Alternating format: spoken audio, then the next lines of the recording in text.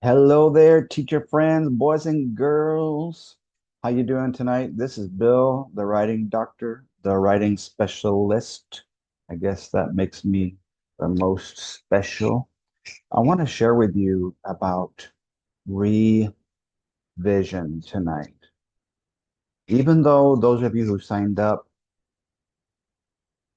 for my recorded training for this fall semester wanted to get extended constructed response guidance, I've been noticing that even the short constructed responses for revising and the com the combining sentences or the changing the order, the best revision, those haven't been doing well across the grade levels. And so the other thing that I want to work on with you guys, and it's already been attached to your handouts that I sent you this morning. If you're in the ECR recorded training, I'm going to help you with the short constructed responses for revising and reading where you need an answer evidence because it seems like there's still a lot of confusion out there. So buckle up and here we go. All right. One of the things is lack of motivation. So if your kids don't have that right now, they need some extrinsic motivation because they don't have intrinsic motivation to want to do well right now because they're bored out of their mind or they're on too high of an ability level or and it's just not challenging them or they're struggling and it's too challenging for them. So there's this candy you can buy for revision called now and later. Okay. So the way it works is the way it looks right now is the way that your students are going to see it in the passage for revision. The way it will look later is going to improve the content. That's what revising is, improving the content. Reading is just understanding the content through critical thinking or inferencing or whatever reading skill that you need. So I suggest that as motivation, that you buy some of those little 25 packs of now and laters for the kids who make this sentence look better later than it does right now. Now, the question for sixth grade, and I'll circle back for fifth, fourth, and third for any of you that need some guidance. Just email me at writing_doctor@yahoo.com to get a link to the trainings if you haven't already signed up, or message me in Facebook, and I'll be glad to send you some links. And I'd be glad to help those of you in elementary if you are needing some help with the short constructed responses for revising and for reading. Those are both open-ended. All right. So let me sing a song for you. Whenever they say, I'm going to read it before you get to see it. Justin wants to combine the ideas in sentence 17 and 18. So in the space provided, write a new sentence that combines these ideas in a clear, effective way. So one of the things that I might teach you to sing with your kids is a song that we knew as adults. Come together right now. They might practice it on their lab work, their lined and blank paper before they try to type it into the computer. And that way, when they figure out the order or the structure without repetition, without having a mistake, then they can quickly get done. So let me show you the question from the 6th grade test from this spring. So it said, shift, my cousin who sent me what and who? A shift Petoskey stone from shift Lake, shift Michigan, period. And it said shift he was from Chicago. Those are two independent thoughts, but sometimes when a sentence is too short, they ask you to combine it. So since we already know that he, the pronoun, is my cousin, the easiest way would have been able to move this content somewhere where it would make sense. From Chicago, comma, my cousin sent me a Petoskey stone from Lake Michigan.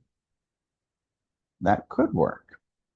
My cousin from Chicago sent me a Petoskey stone from Lake Michigan. That could work. My cousin sent me from Chicago a Petoskey stone from Lake Michigan. That one doesn't sound as effective as the other two.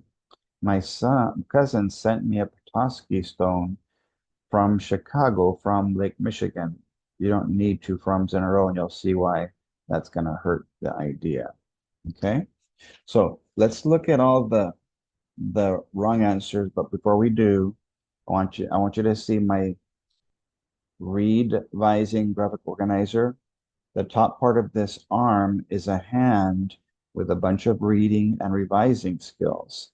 The bottom allows you to revise in any level that they could possibly throw at you and your students. Now, in the open-ended short constructed, it's always going to be what's the best revision, and all you're doing is changing the order of the words, how they're organized, okay, without losing the content or meaning. That's why it's yellow for move. Just move the order of the words around, combine, come together right now. So there's the first sentence, 17, and the second sentence, 18, where we see that we don't have to tell the reader if we're going to join two sentences. We already know that it's my cousin. All right. So that is on page 24 of your handouts for the 6th grade ECR training that I sent you this morning.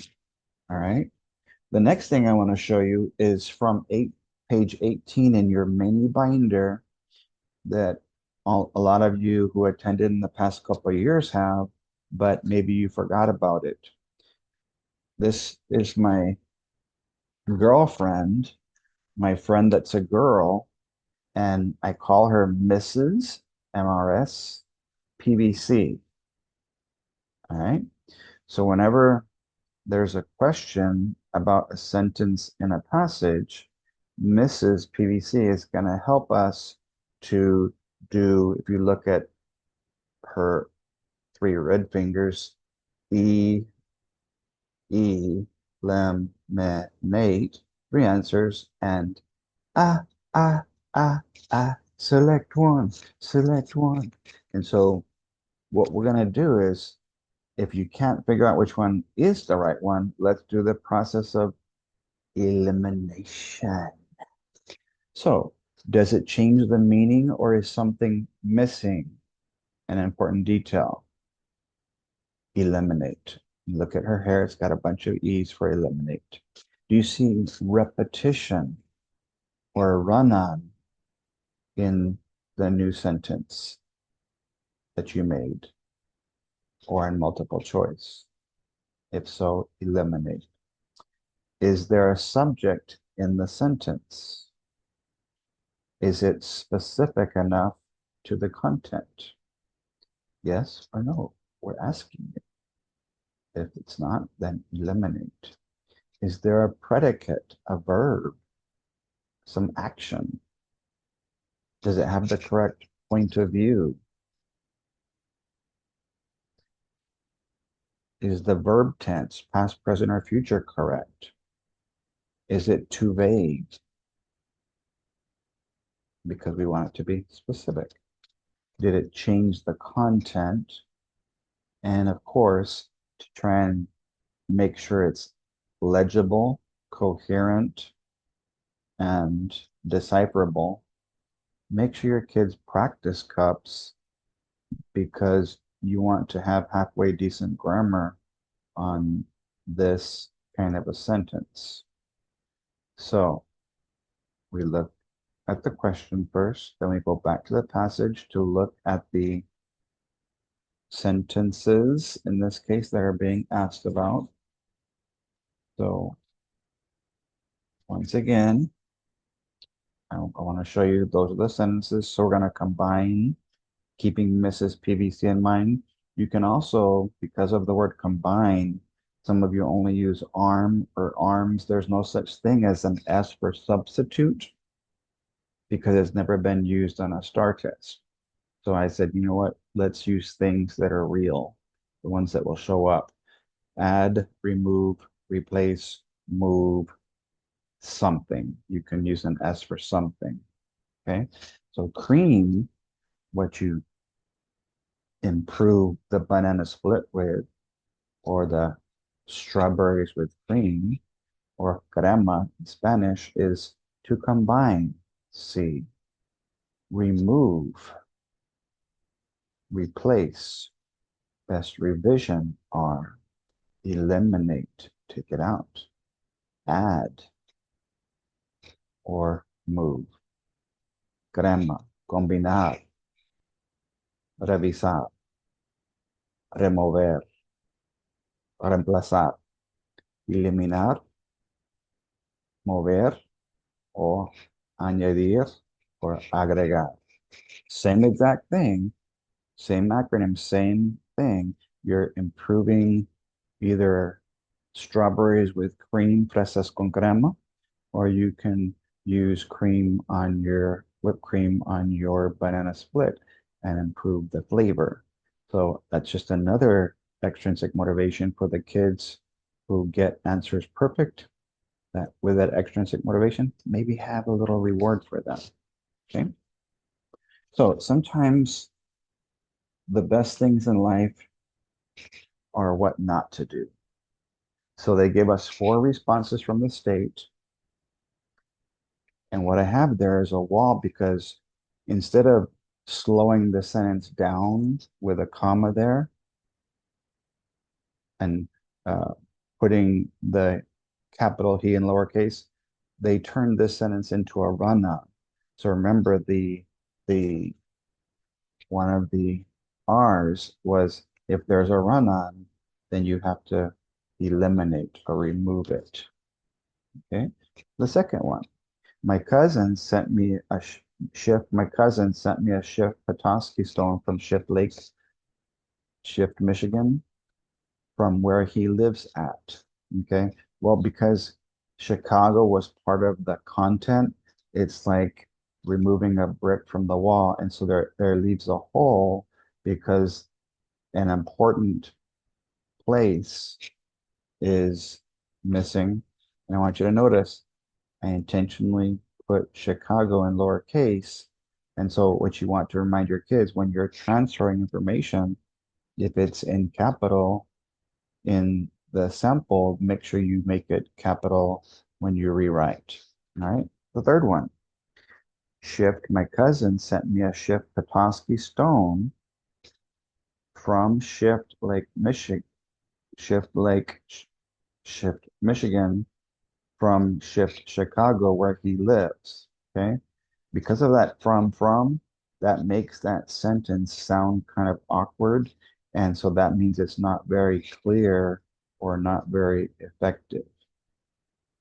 You get that the froms are too close together here to make it sound clear. No capital, my friend, no capital, proper noun, name, brought me a rock from his grandmother's house in Mexico. And you're like, what in the world is this? Well, this student, they asked for sentence 17 and 18.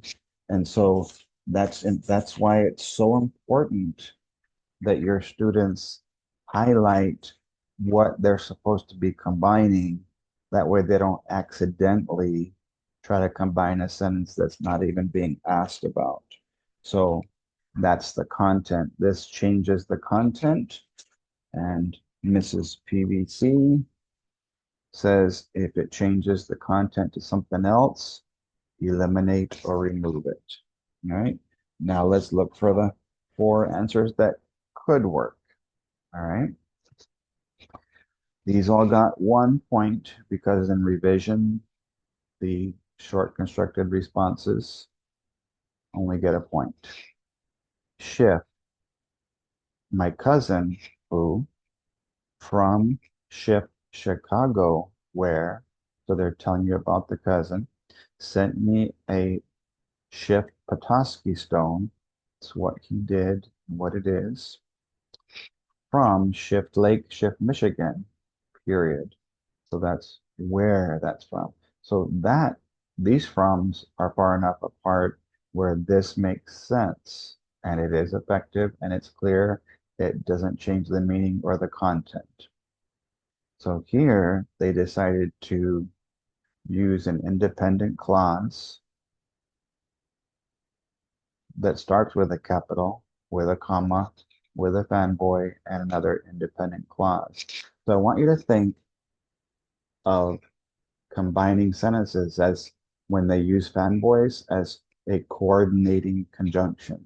So the shirt that I'm wearing would represent that first sentence, that he is from Chicago would represent the second sentence. And so when you're using a coordinating conjunction, and it's sort of similar to coordinating what you're wearing to make sure you're improving the content on your shirt and your pants. Okay. So one of the activities that I've done is I draw a shirt, I draw a belt with a comma and all the fanboy words, fanboys, and then I draw we draw pants or a skirt if they're a boy or a girl. And then we have write out the independent clause the way it is at first. And so let's see how this works. Shift. My cousin sent me a Shift Petoskey stone from Shift Lake, Shift Michigan, comma, slow the sentence down, and he is from Shift Chicago, period. So they felt like this was clear enough. They just told you to combine the sentences so you can always combine with 2 independent clauses joined by a comma and a fanboys, or and nor, but, or yet. So, number 3, shift. My cousin, whom could have been, should have been who, but it didn't take away from the meaning enough, is originally from Shift Chicago, comma, so telling me a little bit more about the cousin is allowed. It says it changes into a dependent subordinate clause. Okay, this part here is dependent on the cousin that's being described right afterwards. Sent me a Shift Petoskey stone from Shift Lake, Shift Michigan, period. And so again, the from Lake Michigan is the where, telling about the what it was and where it came from. That's acceptable. One more, that's acceptable. shift. My cousin sent me, and they changed the spelling, but the idea is still intact. Stone from Lake, Shift, Michigan, comma, because. Whenever you have the because in the second part of the sentence like that, creating the dependent conjunction, you don't need a comma, but you can see here that they did not penalize them for that. So make sure you keep some of these things in mind when you're scoring, because they seem to be a little forgiving with some of the grammar mistakes as long as the meaning and the content is intact. Okay. But if you were to say shift because he is from shift Chicago, comma, my shift, no more shift. My cousin sent me a shift Petoskey stone from Lake Michigan. Now, to me, that this one is not the best one of the four. The best one that's the simplest was just to remove, like I showed you, remove he is, and just take that from Chicago, my cousin from Chicago. That would be the simplest. And I'm not sure that's why they put it first. Keep it simple, silly. But to me, that would be the easiest one for students who struggle. And this was sixth grade, but as you see, I really believe in breaking down the prompt and in breaking down sentences by the who, what, when, where, or why. So it makes it easier to understand how to do them. So they updated our Zoom to make it harder to share the screen and to get off of it. But that's all I have for you for the revising. We're going to go from the 1 point revising in this training to the 2 point short constructed response and answer and evidence equals 2, answer or evidence equals 1, and then answer nor evidence, I'll get the right hand moving, evidence equals 0. And two humans or two automated scoring engines are supposed to look at that and come to agreement on the score being one of those, because those things are, just 2, 3, sometimes 4 sentences long. You're going to see that you're allowed to have a 1 sentence short constructed response if you know how to join the idea uh, of the answer and the evidence into one complete thought. Because they're both there, they don't care if you used 2 sentences to create them or one. So make sure you stay tuned. I'm going to do that video as well tonight. So you should see it in a little bit. I just have to upload this one first and share it to my YouTube page. And I hope it's helping those of you who joined the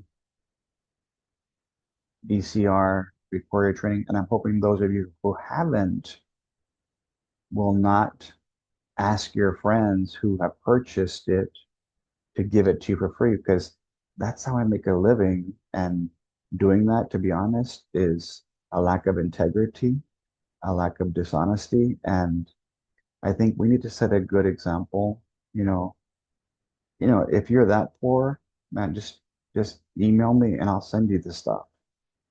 Just don't steal my content and give them to your friends through email, because it just seems like that happens way too much with pay teacher stuff and with anything that can be emailed with an attachment. So I just need those of you who are members not to share any of the emails that I send you because I'm giving these 200 hours at such a low price of $50 for part one and $50 for part two that you would never get that quality and that quantity of training anywhere else for less than $1,000, $2,000, $3,000, and I'm doing it for $50. So I just beg of you, if you have shared this with somebody and you're a member of ECR, I need you to ask them to purchase it, to stop getting the forwarded emails from you and to buy it because I only stay in business. I only make a living through my online recorded trainings now and from the once a week trainings that I offer that I've limited myself to because it's just so difficult to travel with my body the way it is. So that was just, as you can see here, Jesus is watching over there.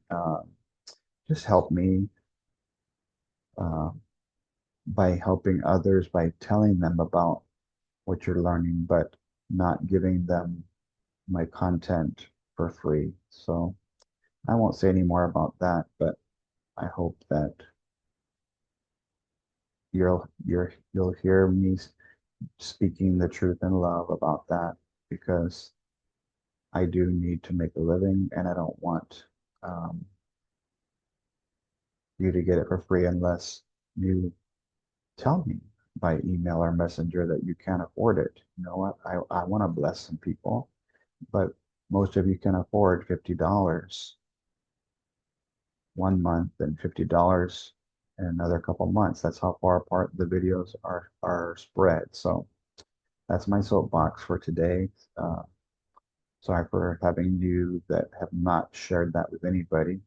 Uh, have to go through all that, but bless you guys, and we'll see you in an hour or two with the next video for sixth grade using a prompt question for answering evidence.